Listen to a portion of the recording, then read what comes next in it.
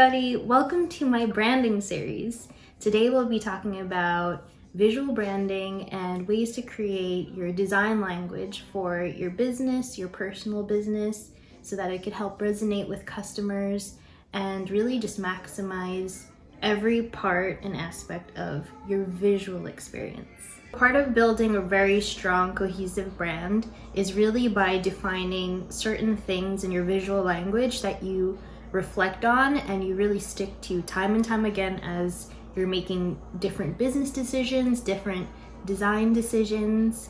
And we're going to be talking about different elements to bring it all together. And these elements are identity, logos, color, typography, visual language, and copy guidelines. So here we go. Welcome to the discussion about typography and brand. Typography is fun. Typography is definitely niche. There are different ways that you can translate words using type, fonts, or hand lettering, or what have you. So where do we start with typography? Again, you know it. You work with a designer. So typography, I think you would definitely want to consult a designer at the very least, because they can give you input about the content that you actually create and how it translates to type. So we have different letter forms. You have serifs and sans serifs. Nike is a sans serif.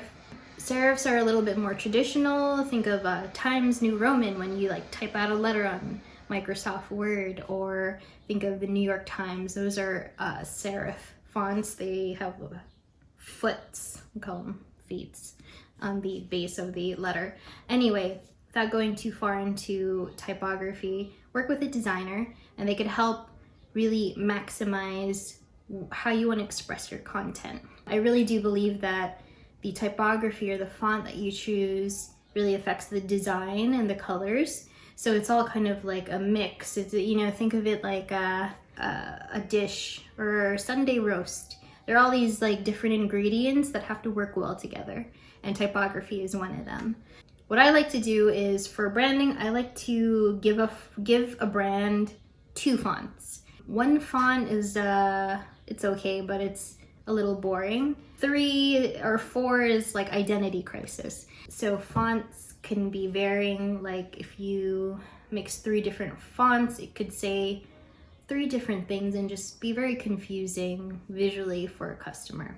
Give your brand maybe 2 fonts. If you mix a serif and a sans serif, I think that's a-okay, only because depending if you're writing, let's say long format text, it might look better on a serif or a sans serif depending which you pick. I like to have some flexibility instead of just committing to one. Lorem ipsum. Lorem ipsum is just Latin placeholder text that designers know and love. So when you're doing a layout design or graphic design, you'll put placeholder text for your design, which will start with lorem ipsum.